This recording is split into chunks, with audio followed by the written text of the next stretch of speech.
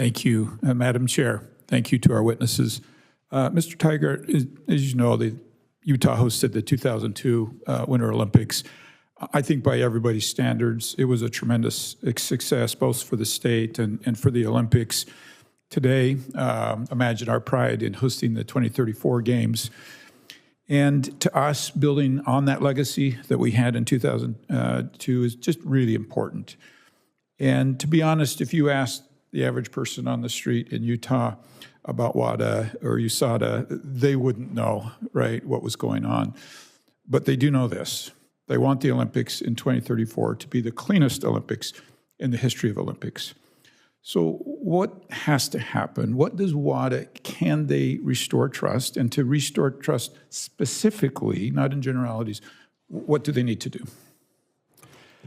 Listen, I think the silver bullet to restoring trust is independence. They promised an independent president and vice president. They betrayed that promise. And that was part of why the U.S. back in 2020 agreed to fund WADA, was making it more independent. That was in the legislative language to the funding that U.S. taxpayers agreed to send to WADA. And that was supposed to go into effect, but they changed the rules mid-game.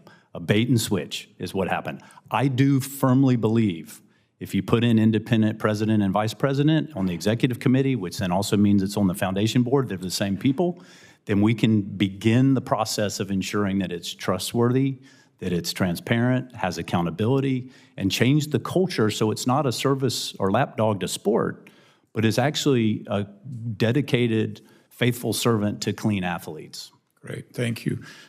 Katie, thank you for being here today. There are not many people that have done what you did, and there are not many people who could come here today and fill the role that you're filling.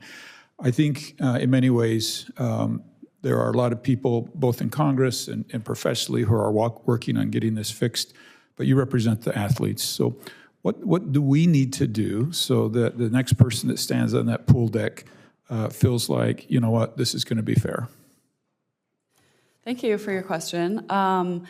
I don't have the specific ground rules of a plan of what I think should be done, but I think just echoing what Travis has said of independence and finding a way for the athletes to be able to trust WADA is super important.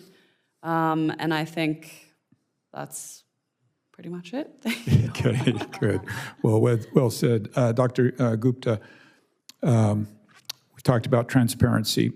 In your legal opinion, right, in your professional opinion, how does that happen? And is there possible legal action under Roshihoff anti-doping legislation do we need to do? Thank you, Senator, and really appreciate the work of this committee actually on this issue. It's really critical. I do echo my colleagues' thoughts here about the true independence. I also think having the independent code compliance audits is important. I think having make sure there's no conflicts of interest in the leadership of WADA is important. I think independent athletes representation is important. I think strengthening our oversight of it and having that representation. What I found is if we're not at the seat, we can impact change. And we're about the most independent, and you've heard Katie talk about what U.S. athletes do. And we want to make sure that everybody's doing it, first of all. But more importantly, we want to make sure that cheaters are not part of that system. And then, of course, engaging our corporate stakeholders and leveraging much more diplomatic channels. I think all of those things, we cannot give up our authority under the Rodchenkov Act to go after the entourage of bad actors. And that's where the supreme authority language kind of doesn't work for the United States when these games are coming to U.S., and we are so proud of those as well. Let me ask this.